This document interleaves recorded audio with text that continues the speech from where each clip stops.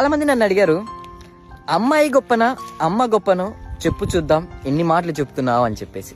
కన్న పేగు తెంచుకున్న కొడుకు తిన్న ఎంగిలి పల్లెం కడిగే తల్లి గొప్పదైతే, ఏ రక్త సంబంధము లేకుండా తాళి అనే బంధంతో మన ఇంటికొచ్చి మనం తిన్న ఎంగిలి పల్లెం కడిగే అమ్మాయి కూడా గొప్పదే కదా.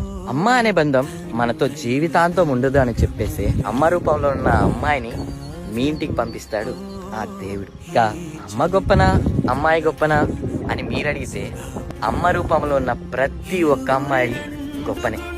ఎందుకంటే ఏ అమ్మాయి అయినా అమ్మ అవుతుందో లేదో తెలియదు, కానీ అమ్మ అవ్వాలంటే మాత్రం అమ్మాయిగా పుట్టాల్సింది. అమ్మనే కాకుండా అమ్మ రూపంలో ఉన్న ప్రతి ఒక్క అమ్మాయిని రెస్పెక్ట్ ఇవ్వడం మాత్రం మర్చిపోకండి.